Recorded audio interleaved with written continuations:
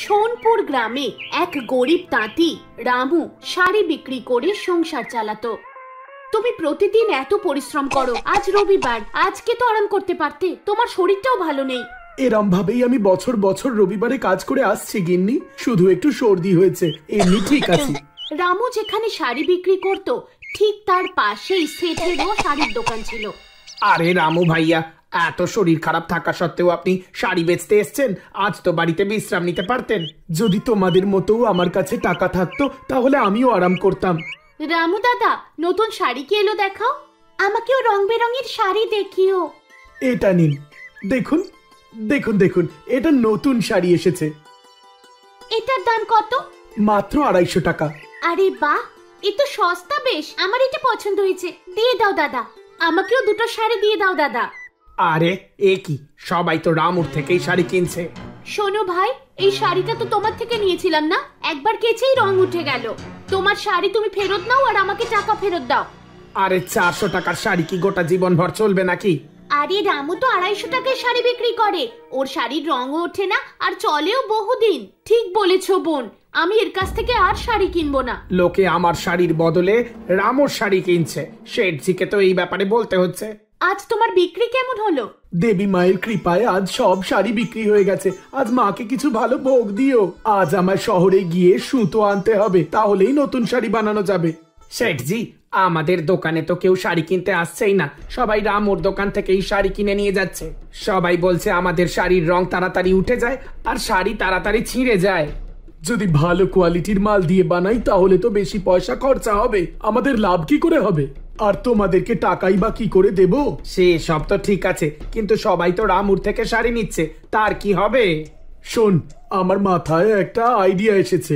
আজকাল তো দেওয়ালেরও কান আছে, তাই একটু কাছে এসে শোন। শেঠজি চাকরির কানে কানে কিছু একটা বলল। বল, কেমন লাগলো আমার বুদ্ধিটা? এবার আমি ওই রামুকে এমন শিক্ষা দেব যে ও কোনোদিন ভুলবে না। লীলা, আমি সুতো আর রং নিয়ে এসেছি, খাওয়ার খেয়ে সুতোয় রং মেশাতে হবে, তুমি তাড়াতাড়ি খাওয়ার তৈরি করো। শেঠজি আর ওর চাকর সমস্ত সুতো আর রং নিজের খারাপ সুতো আর রঙের সঙ্গে বদলে নিল। কিছুদিন পরে, আরে রামু ভাই, তোমার শাড়ি ইদানিং খুব খারাপ হচ্ছে, দুদিনই রং উঠে যাচ্ছে, এটা বদলে দাও আমাদের। হ্যাঁ রামু দাদা, দুদিনেই আমার শাড়িটা ছিঁড়ে গেছে। না না, আজকাল তোমার শাড়ির কোয়ালিটি খুব খারাপ হয়ে গেছে, আর তোমার থেকে শাড়ি নেব না। না বোন, একবার নিয়ে তো দেখো। আরে আসুন আসুন আসুন, আমার দোকানে শাড়ির দামও কম আর শাড়িও খুব ভালো কোয়ালিটির, শুধুমাত্র 250 টাকা, 250 টাকা, 250 টাকা। দাও ভাই, আমাকে এই দুটো শাড়ি দিয়ে দাও, আমাকে এই লাল রঙের শাড়িটা দাও ভাইয়া, আমারও লাল রঙেরই শাড়ি চাই। এবার রামুর বিক্রি বেশ কমে গেল। লীলা, সবাই বলছে আমার শাড়ির রং নাকি তাড়াতাড়ি উঠে যায়। এ তুমি কি বলছো? আজকের আগে তো এরকম অভিযোগ কোনোদিন আসেনি, এসব কি করে হচ্ছে? ধীরে ধীরে রামুর আমদানি কমতে থাকে। কি গো শুনছো, আজকে বাড়িতে খাবার কিছুই নেই। কি করি, সব জমা টাকা তো আমি শাড়ি কিনতেই দিয়ে দিয়েছি, এখন সারা বাড়িতে শাড়ি ভর্তি, আর আমার কাছে টাকাও নেই, শাড়িও বিক্রি হচ্ছে না। এই সমস্যা থেকে আমাদের দেবী মাই এখন বাঁচাতে পারেন। হে দেবী মা, আমি এতদিন ধরে তোমার স্বচ্ছ মনে পূজা করেছি, তুমি আমায় এই মুশকিল থেকে বাঁচাও। তখনই ভগবান শঙ্কর বললেন, তোমার ভক্ত রামু বড়ই মুশকিলে পড়েছে আর তোমাকে স্মরণ করছে। প্রথমে ওর পরীক্ষা আমায় নিতে হবে প্রভু। সেদিন খুব জোরে বৃষ্টি হচ্ছিল, তখন এক বুড়ি মা রামুর বাড়িতে এলো। আমার কাছে খাবার কিছুই নেই, যদি কিছু খাবার পেয়ে যেতাম তাহলে খুব ভালো হতো মা। আমাদের বাড়িতে তো ব্যাস দুটো রুটি পড়ে আছে, আপনি খেয়ে নিন ওটা, আর আপনার শাড়িটাও তো ছিঁড়ে গেছে, আমি আপনাকে একটা নতুন শাড়ি এনে দিচ্ছি।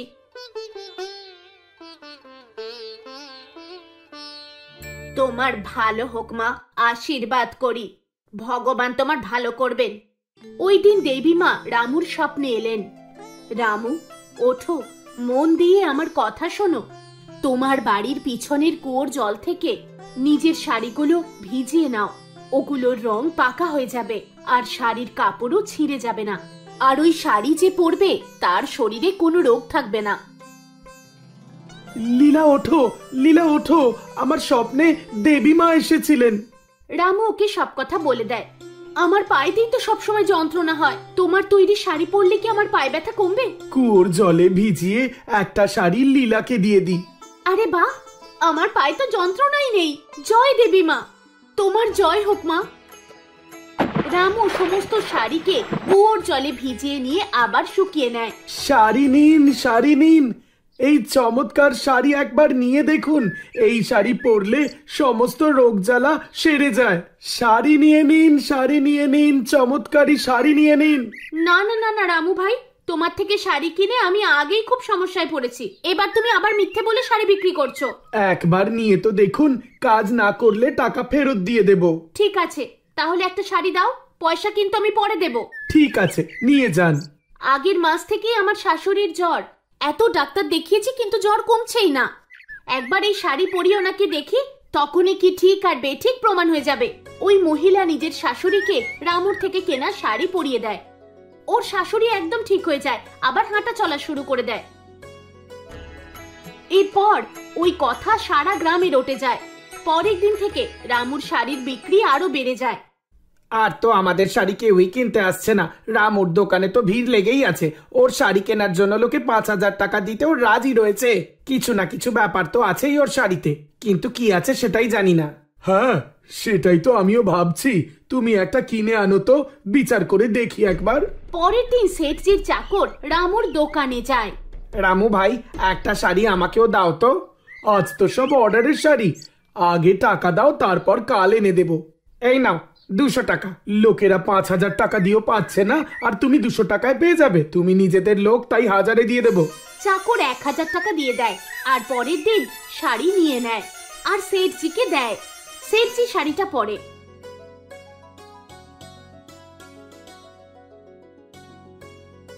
আরে বাহ, দারুণ ব্যাপার, মজা হচ্ছে।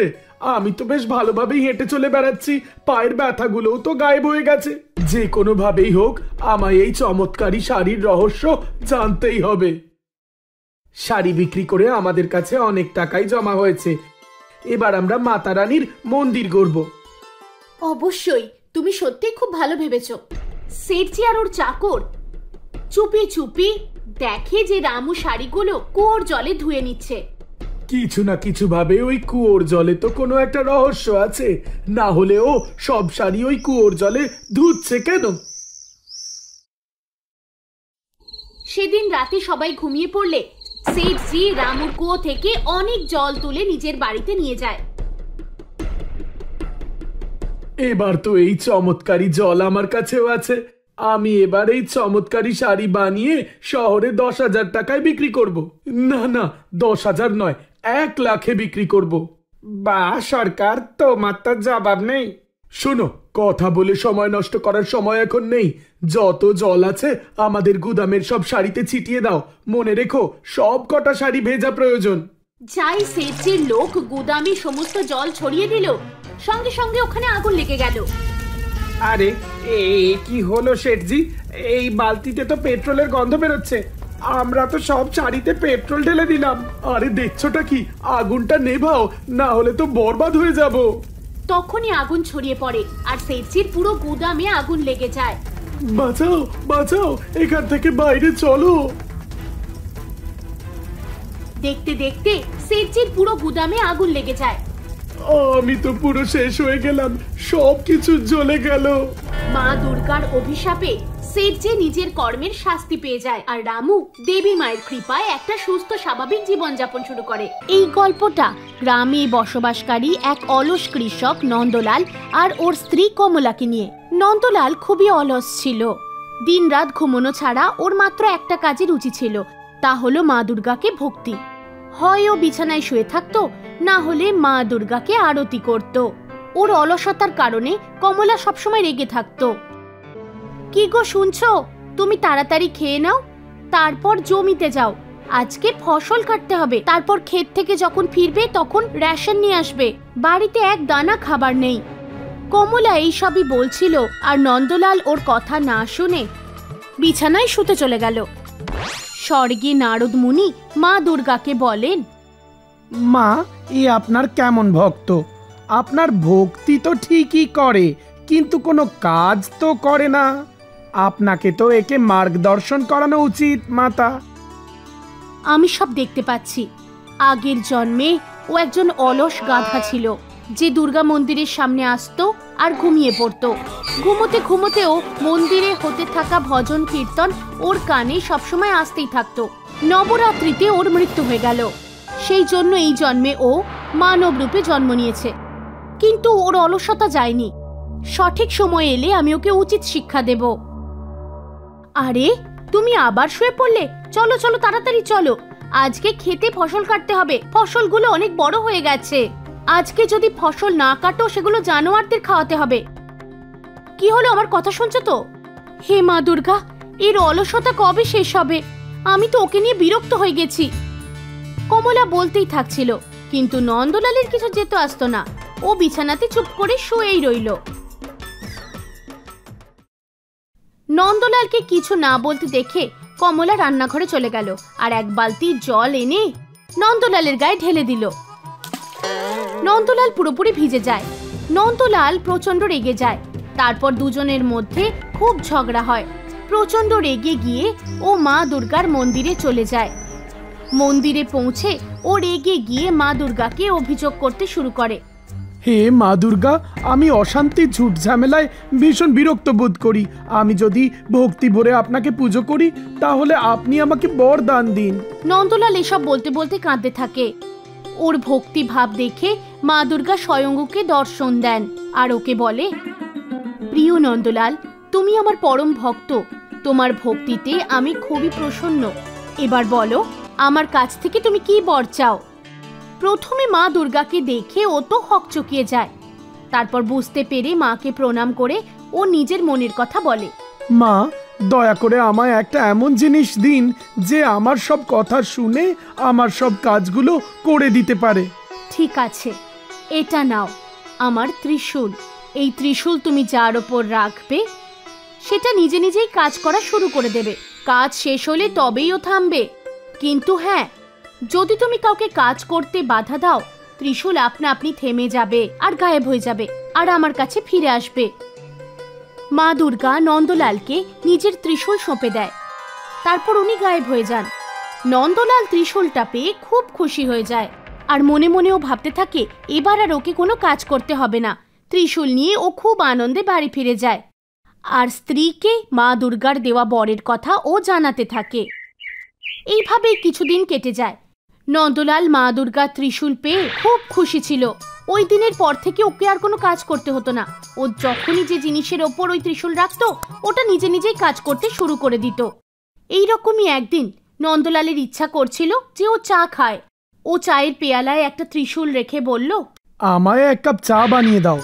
এই বলতে বলতেই চায়ের পাত্রে নিজে নিজেই চা পাতা, চিনি আর দুধ পড়ে যায়। তারপর সমস্তটা ফুটে চা তৈরি হয় এবং ওর কাছে কাপে চলে আসে। এইভাবে প্রতিটা কাজে ও মা দুর্গার ত্রিশূলকে ব্যবহার করতে থাকে। যখন গাছে জল দিতে হতো, ও ত্রিশূলটা নিয়ে পাইপের ওপর ঠেকিয়ে পাইপকে বলতো, এক বালতি জল ভরে এই ফুলের ওপর দিয়ে দাও। পাইপকে কাজ দিয়ে নন্দলাল বাড়ির ভেতর শুতে চলে যেত।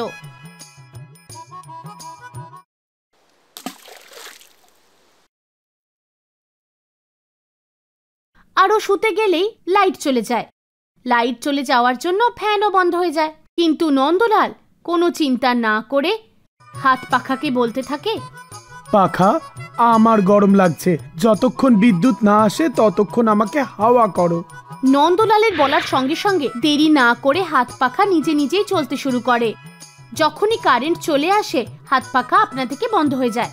এইভাবে কোনো সমস্যা ছাড়াই ও নিজের হাত ব্যবহার না করেই সব কাজ করে ফেলে। এরপর নন্দলালের একদিন খিদে পায়। ওর সুস্বাদু খাবার খেতে ইচ্ছা করে। ও খাবার খেতে বসে গেল।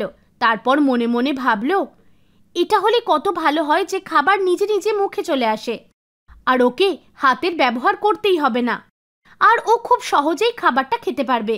এই ভেবে ও খালি প্লেটে ত্রিশূল রেখে বলল, ভালো ভালো খাবার আপনা থেকেই আমার মুখে এসে যাও। বলার সঙ্গে সঙ্গেই থালা থেকে অনেক ভালো ভালো খাবার নন্দলালের মুখের ভেতর চলে আসে। নানান রকমের মিষ্টি, বিভিন্ন রকমের সুস্বাদু খাবার, সেগুলো নিজে নিজেই ওর মুখে উঠে যেতে থাকে আর খুব মজা করে ওগুলো খেয়েও আনন্দ নিতে থাকে। কিন্তু এই মজা খানিকক্ষণেরই ছিল। কিছুটা খাবার খাবার পর নন্দলালের পেট ভরে যায়। এবার ও আর খেতে পারছিল না, কিন্তু খাবার তো থামার নাম নিচ্ছিল না। থালা থেকে বিভিন্ন রকমের খাবার ওর মুখের দিকে আসছিল। এসব দেখে ও বিরক্ত হয়ে যাচ্ছিল।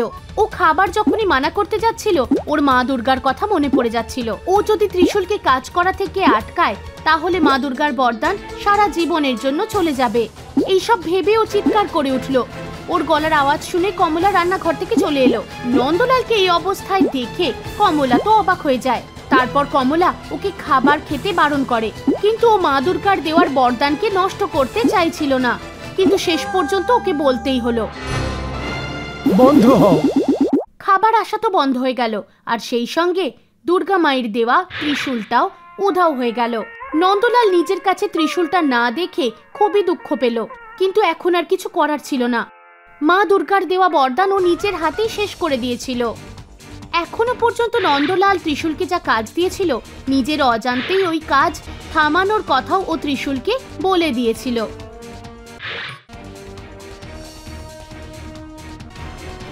কিন্তু খাবার খাওয়ার সময় কখন থামতে হবে এটা বলে দেয়নি, তাই খাবার না থেমে সমানেই ওর মুখের কাছে আসছিল।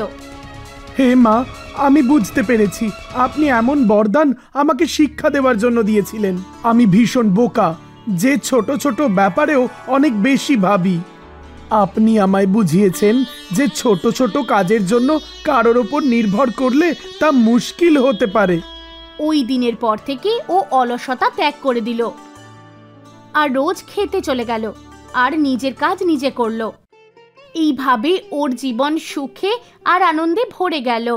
বন্ধুরা, এই গল্পটা আপনাদের কেমন লাগলো কমেন্ট করে অবশ্যই জানাবেন।